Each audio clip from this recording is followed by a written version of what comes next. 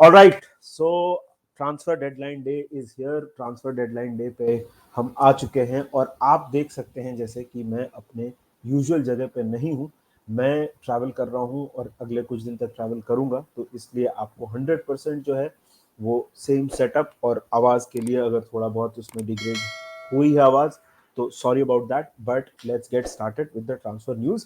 तो सबसे पहले तो बात करते हैं रायन ग्रावेनबर्ग की। तो रायन ग्रावेनबर्ग अपेरेंटली अपने मेडिकल के लिए मर्सी साइड में ऑलरेडी आ चुके हैं और अभी उनका मर्सी साइड में मेडिकल होगा।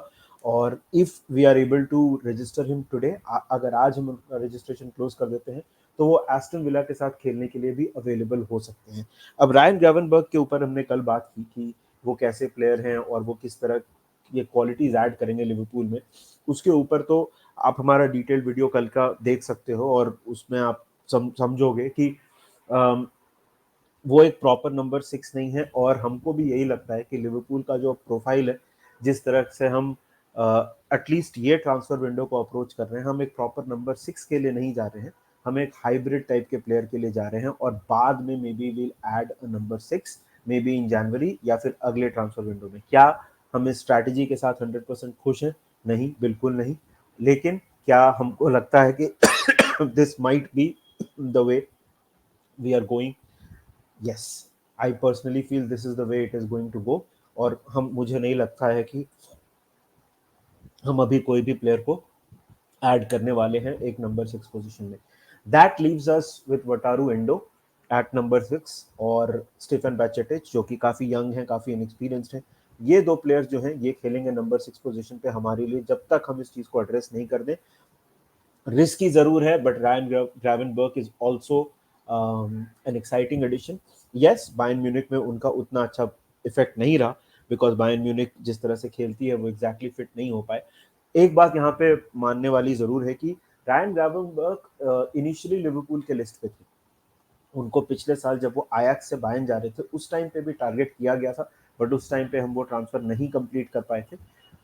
बट इस टाइम यहाँ पे हमने ये मूव ऐसा लग रहा है कि we might just finish this move and we might just get our man. और आगे बढ़ते हैं, बात करते हैं मैन यूनाइटेड की। तो स्पर्स के सर्जियो रेगुलोन को लेफ्ट बैक पे कवर की तरह मैन यूनाइटेड ऐसा लग रहा है कि लोन पे साइन कर लेगी और उसके साथ साथ एमराबाट के लिए भी डोर ओपन है।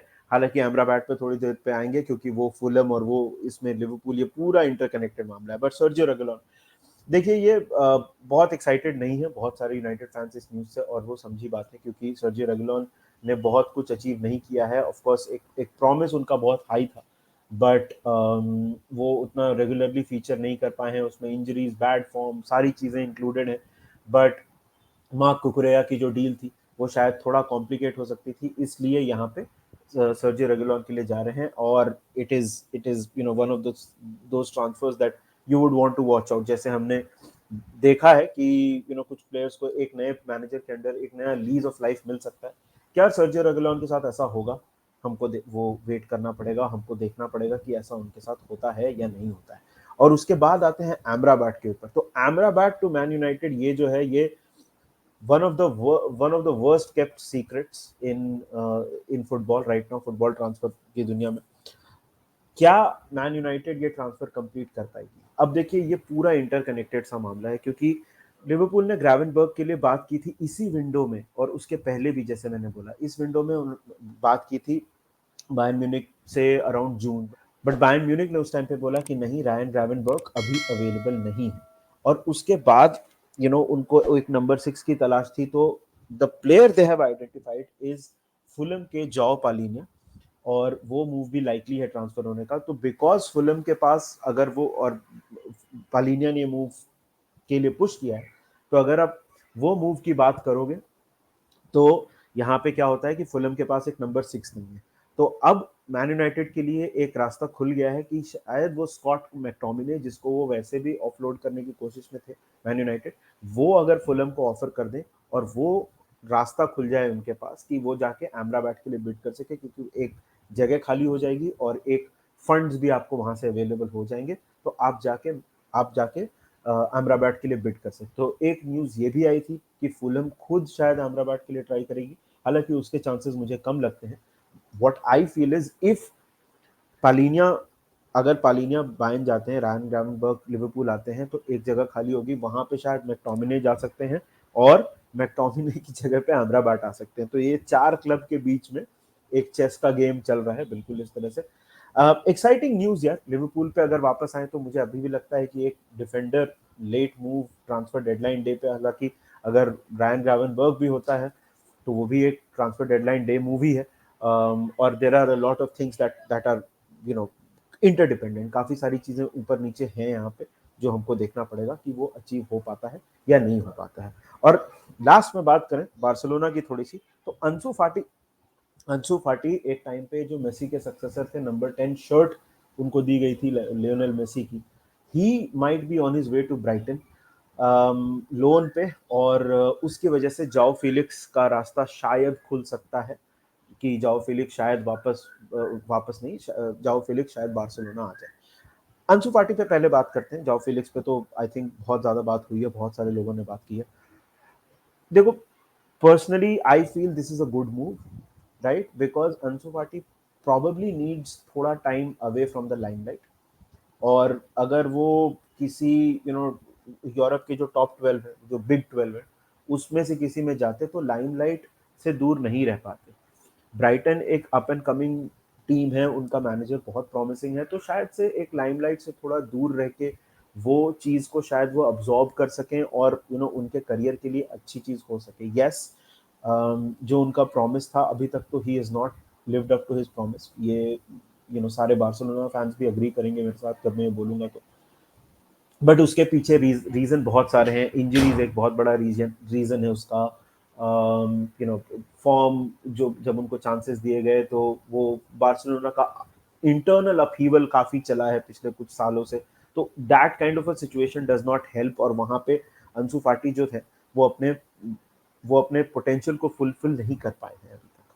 क्या ब्राइटन में वो कर पाएंगे? I think he definitely has a very good chance, क्योंकि आप देखिए ब्राइटन जिस तरह का फुटबॉल खेलती है, वो बहुत ही मॉडर्न फुटबॉल है, प्रोग्रेसिव फुटबॉल है। तो आप मतलब you are not putting him under some has been, कि कोई ऐसा मैनेजर जो यू नो मिड टेबल में ही रहने वाला है।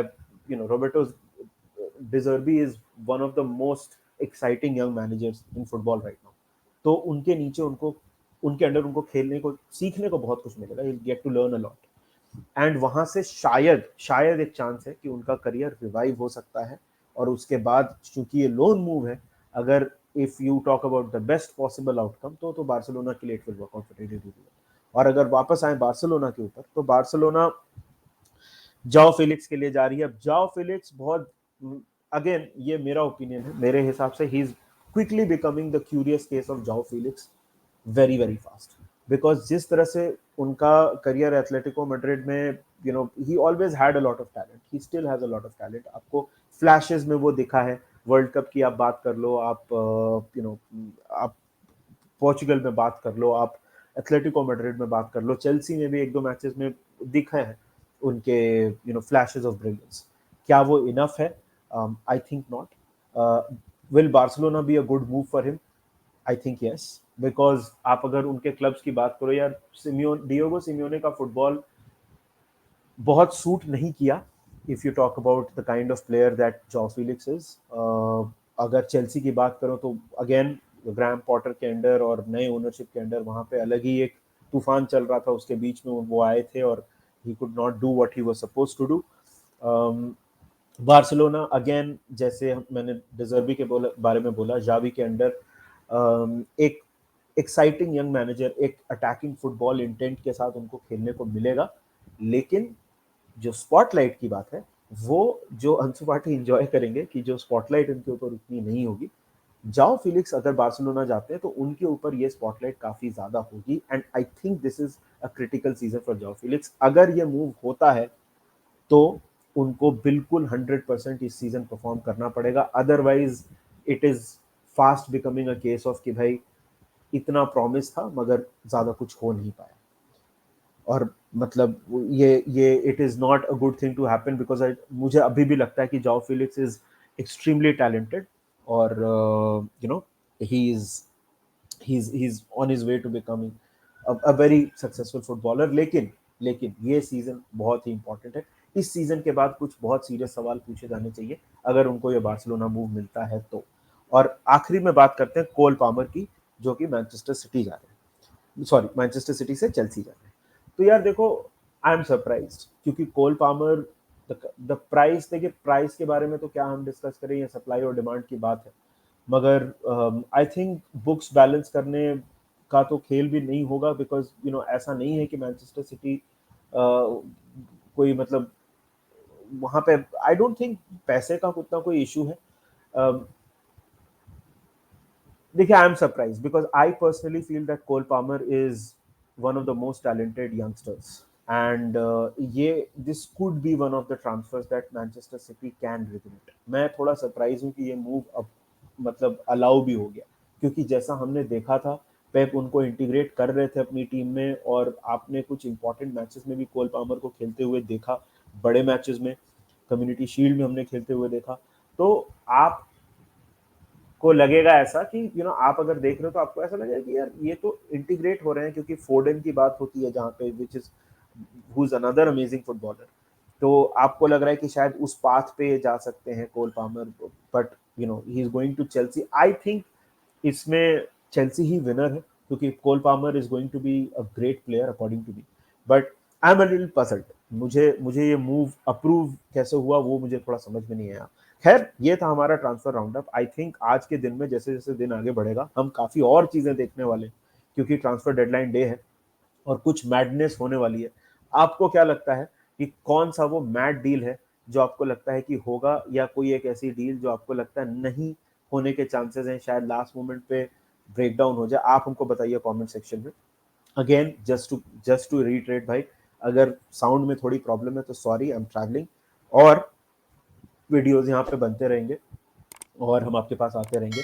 अगर आपने चैनल को सब्सक्राइब नहीं किया है तो सब्सक्राइब कर दीजिए, अगर वीडियो को लाइक नहीं किया है तो go ahead and like the video. We will see you soon, until then take care of yourself and remember one thing, after